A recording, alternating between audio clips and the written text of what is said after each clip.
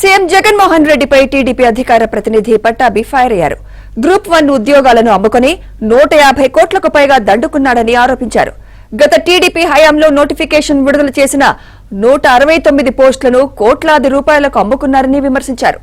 Deputy collector, DSP పోస్టులను 2.5 కోటిన్నర చొప్పున విక్రయించారని ధ్వజమెత్తారు. ఒక మార్గం ద్వారా కూడా డబ్బులు మింగాడు జగన్మోహన్ రెడ్డి. అంటే మరి ఇంత నీచానికి దిగజారుతాడా, దీనిలో కూడా అవినీతికి పాల్పడతాడా అని చెప్పి మనందరం కూడా ఆశ్చర్యపోవాలి. ఏ రకమైనటువంటి పెట్టుబడులు రాష్ట్రానికి రాకపోవటం వల్ల ఉపాధి అవకాశాలు లేక, ఉద్యోగాలు లేక, ఒక పక్కనేమో జాబ్ క్యాలెండర్ అని చెప్పి దగా చేశాడు ఈ రాష్ట్ర ముఖ్యమంత్రి. యువతని అత్యంత దారుణంగా దగా చేశాడు జగన్ రెడ్డి. మార్కెట్లో తెగ నమ్ముకున్నాడు జగన్మోహన్ రెడ్డి.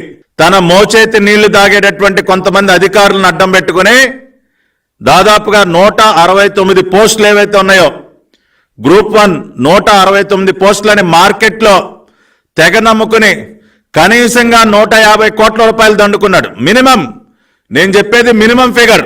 ఒక్కొక్క డిప్యూటీ కలెక్టర్ పోస్ట్ ని సుమారుగా 2.5 కోట్లకి అమ్ముకున్నారని చెప్తా ఉన్నారు. వీరందరూ కూడా తమ ప్రతిభ ఆధారంగా ఉద్యోగాలు దక్కించుకోవచ్చని చెప్పి ఎంతో ఆశపడ్డారు. కానీ జగన్మోహన్ రెడ్డి వీటిని బహిరంగ మార్కెట్లో అమ్ముకుని హీన పక్షాన 150 కోట్ల రూపాయలు దండుకున్నాడు. రాష్ట్ర ప్రజలందరూ ఒక్కసారి అర్థం చేసుకోండి.